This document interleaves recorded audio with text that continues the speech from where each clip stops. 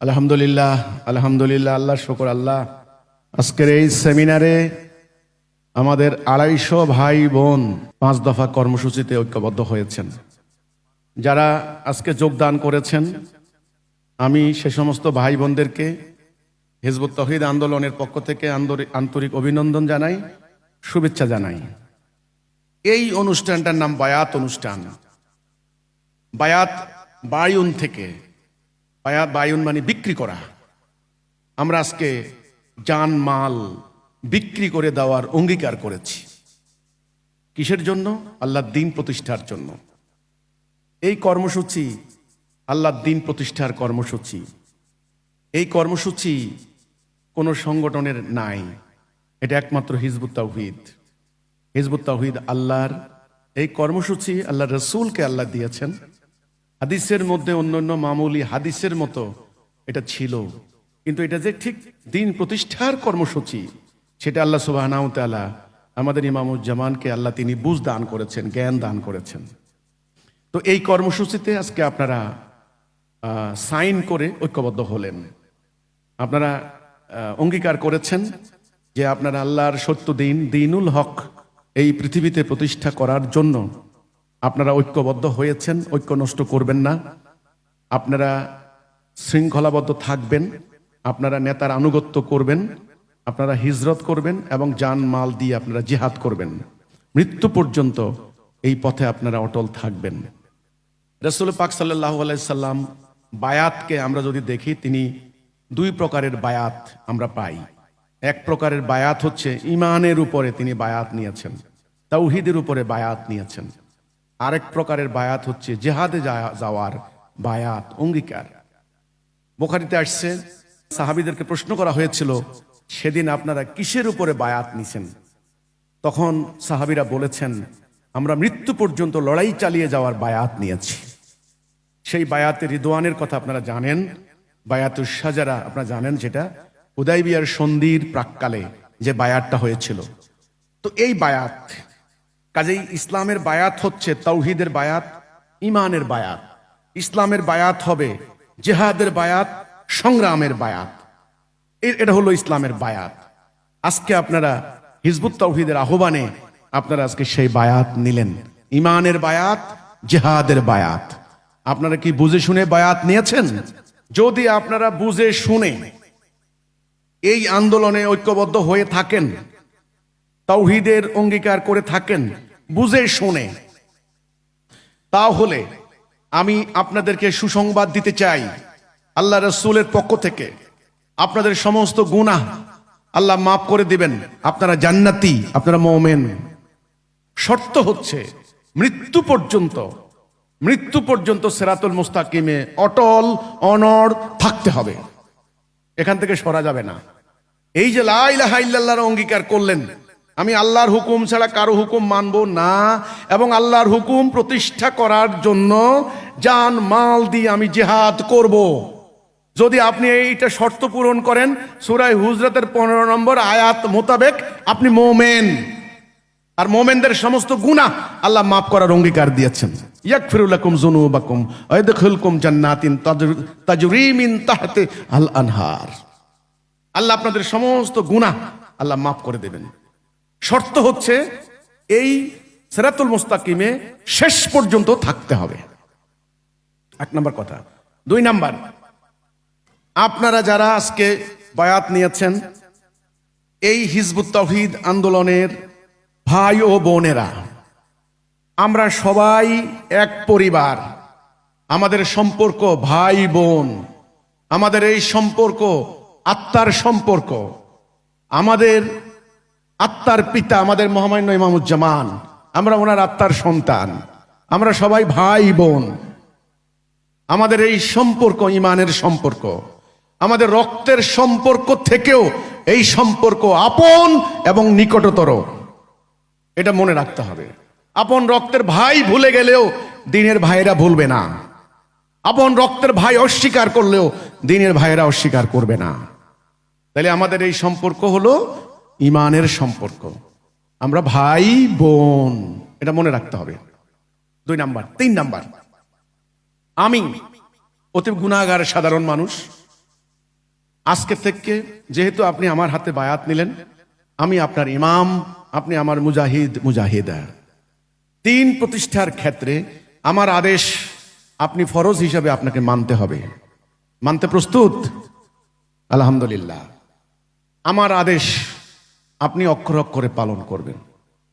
আমি আপনাকে নিশ্চিত করে বলতে পারি, ইনশাআল্লাহ যদি আদেশ মানতে পারেন তাহলে আপনাকে দুনিয়াতে পরাজিত করার শক্তি কারো থাকবে না। আল্লাহ রাসূল বলেছেন, তোমার আমির যদি ক্ষুদ্র মস্তিষ্ক, কান কাটা কৃতদাস হয়, তবু তার কথা শুনতে হবে। আতিউল্লাহ আতিউর রাসূল আউলিল আমরি মিনকুম। আল্লাহর আনুগত্য করো, রাসূলের আনুগত্য করো, তোমাদের মধ্যে উলিল আমরের আনুগত্য করো। আজকে আপনার একজন উলিল আমর আপনি পেয়েছেন। আজকে থেকে হিজবুত তাওহীদের ইমাম আপনার ইমাম। হিজবুত তাওহীদের ইমামের আদর্শে আপনার ইমানি জীবন, দ্বীনি জীবন, দুনিয়াবী জীবন পরিচালিত হবে ইনশাআল্লাহ। এটা জাগতিক এবং আধ্যাত্মিক উভয় জগতের একসাথে। সেই হিসাবে আমার আদেশ আপনারা অক্ষর অক্ষরে পালন করতে হবে। 1 নাম্বার, কোন হিজবুত তাওহীদ কোন রাজনৈতিক কর্মকাণ্ডে সম্পৃক্ত হতে পারবেন না। আমি যখন কোনো আদেশ দেব আপনারা বলবেন আসমাউ ও আত্তাবিউ। আসমাউ মানে শুনলাম, আত্তাবিউ মানে আনুগত্য করবই। আসমাউ ও আত্তাবিউ এই দুটি শব্দ বাংলা মানে শুনলাম, আনুগত্য করবই। এটা কিন্তু বলবেন। হ্যাঁ, 1 নাম্বার, কোনো রাজনীতি করতে পারবেন না। 2 নাম্বার, দ্বীনের কাজ করবেন নিঃস্বার্থভাবে, ইমানি দায়িত্ব, এর কোনো বিনিময় নিতে পারবেন না। 3 নাম্বার, যারা বিনিময় নেয় আজকে থেকে তাদের আনুগত্য করতে পারবেন না। 4 নাম্বার, আপনি অবৈধ অস্ত্রের সংস্পর্শে যেতে পারবেন না। 5 নাম্বার, হারাম রোজগার বন্ধ, কোনো হারাম রোজগার চলবে না। হারাম রোজগার দিয়ে আপনি আন্দোলনে দান করবেন, নেওয়া হবে না। হালাল উপায়ে রোজগার করবেন, মানে হারাম রোজগার চলবে না। তাহলে কয়টা হলো? 1, কোনো রাজনীতি করব না। রাজনীতি করার জন্য হিজবুত তাওহীদ নাকি? এই কর্মসূচিকে রাজনীতি করার জন্য, জিহাদ করে দিন প্রতিষ্ঠা করার জন্য। তাহলে কোনো রাজনীতি করব না। 2, অবৈধ অস্ত্রের নিকট যাব না। 3, দিনের কাজ করে কোনো বিনিময় নেব না। 4, যারা বিনিময় নেয়, কারা নেয় ওদেরকে চিনেন না, ওদের আনুগত্য করা চলবে না। এটা আমাদের নীতি। সূরা ইয়াসিনের 21 নম্বর আয়াত, তাবিউ মাল্লা ইয়াসআলুকুম আজরাও ওয়া হুম মুহতাদুন, এদের ইত্তেবা করা যাবে না। শেষ। 5, হারাম রোজগার চলবে না। ঠিক আছে? আমি ডাকাতি করে বলবেন যে ওই মসজিদ বানাই দিচ্ছি, এই মসজিদ আপনাকে জান্নাত নেবে না, এই গ্যারান্টি নাই। আপনাকে জান্নাতে নেবে ইমান। এই 5টা। তাহলে কর্মসূচি কয়টা? 5টা। আর আমি যে এই যে করতে পারবেন না, নিষেধাজ্ঞা কয়টা? 5টা। মনে থাকবে তো? এবার অঙ্গীকার 5টা। অঙ্গীকার মানে আমাদের সাথে আরেকজনের অঙ্গীকার।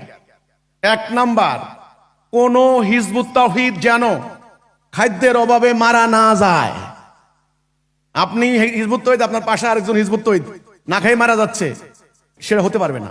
আপনি পারবেন না, আমাকে জানাবেন যে ইমাম ওখানে একজন হিজবুত তাওহীদ আছে, ওনার ঘরে খাবার নাই। ইনশাআল্লাহ দেখবেন। না হলে আপনার ঘরে খাবার নাই, আমি লম্বা লম্বা কথা বলি, এই কথা আল্লাহ নিবে না। 1 নাম্বার, কোন হিজবুত তাওহীদ খাদ্যের অভাবে মারা যেন না যায়। 2 নাম্বার, কোন হিজবুত তাওহীদ যেন বিনা চিকিৎসায় মারা না যায়। এটা মনে রাখতে হবে। আমাদের কোন হিজবুত তাওহীদের ভাই বোন কোন জায়গায় পড়ে আছে, তার কোনো চিকিৎসা হয় না, সাবধান। আমি তাকে সিঙ্গাপুর নিতে পারবো না, এটা ট্যাবলেটও দিতে পারবো নাকি? আমাদের চিকিৎসা ব্যবস্থা আছে আলহামদুলিল্লাহ। 3 নাম্বার, কোন হিজবুত তাওহীদ যেন বস্ত্রের অভাবে কষ্ট না পায়। আপনার গায়ে লজ্জা নিবার, এই ভাই লজ্জা ঢাকা কি ফরজ না আমার লম্বা জুব্বা গাদ দেওয়া ফরজ? এটা বলেন আগে। তো আপনার লজ্জা নিবারণের কাপড় নাই, আমি 10,000 টাকা দামের কুর্তা গাদ দিয়া 20,000 টাকা টারবান লাগাইয়া ওয়াজ ও দোয়ার মাহফিল, আল্লাহর গজব পড়বো এটার উপরে। হিজবুত তাওহীদের নীতি চলবে না। কোন হিজবুত তাওহীদ যেন বস্ত্রের অভাবে কষ্ট না পায়। আপনি দিতে পারবেন না, আমাকে জানাবেন। 4 নাম্বার, কোন হিজবুত তাওহীদ যেন শেল্টারের অভাবে কষ্ট না পায়। শেল্টার বুঝেন তো, ঘর বাসস্থান। আমার হিজবুত তৌহিদ কমলাপুর রেল স্টেশনে ঘুমায়, শুনেন, আর আমি এসি চালাই আরামে ঘুমাই, আল্লাহর গজবে ধ্বংস হয়ে যাবো সব, একেবারে সোজা। ইসলাম আসছে এই জন্যই। আপনি রেল স্টেশনে ঘুমাবেন, হতে পারে না, ঘুমাইলে দুই ভাই একসাথে ঘুমাবো। রেল স্টেশনে যদি ঘুমানো লাগে, হ্যাঁ রেল স্টেশনে ঘুমানো লাগতে পারে, আমাদের হিজবুত তৌহিদ ঘুমাইছে অনেক, ঘুমাইলে দুই ভাই একসাথে ঘুমাবো। ও আমি আপনার ইমাম, আমারে খালি দিবেন আর আপনার বাপের কবর জিয়ারত করে দিমু। আল্লাহ কি আমার প্রাইভেট সেক্রেটারি নাকি? আর জান্নাত কি আমার বাপদাদার কেনা সম্পত্তি নাকি 2 কাঠা? তাহলে কোন হিজবুত তাওহীদ যেন শেল্টারের অভাবে কষ্ট না পায়। প্রকৃত হিজবুত তাওহীদ মনে রাখতে হবে, শেল্টারের অভাবে যেন কষ্ট না পায়। ন্যূনতম তাকে আমরা বিরাট 10 তলা বিল্ডিং বানায় না দেই, কিন্তু তার অন্তত বাচ্চা কাচ্চা নিয়ে মাথা গোজার ঠাই তাকে দিতে হবে। এটা যদিও সংগঠন হিসাবে আমাদের জন্য কষ্টদায়ক, কিন্তু এটা নিতে হবে। 5 নাম্বার, কোন হিজবুত তাওহীদের বাচ্চা কাচ্চা যেন শিক্ষা থেকে বঞ্চিত না হয়। তাহলে কয়টা হলো? 5টা। 1, খাদ্যের অভাবে যেন কেউ মারা না যায়। রাসূলুল্লাহর সময় খালি ওয়াজ কর্ম, 1 বাটি দুধ, রাসূল 1000 সৈন্য ভাগ করে খাইছেন। ওই ওয়াজ এটা কি তোমাদের লাগিয়া? ওয়াজ সবার জন্য। তাহলে খাদ্যের অভাবে কেউ মারা না যায়, দরকার হলে একটা বিস্কুট 10 জনে ভাগ করে খাবে। এই যদি খাইতে পারো তবে তোমাদের দ্বারা দিন প্রতিষ্ঠা হবে, নাহলে হবে না।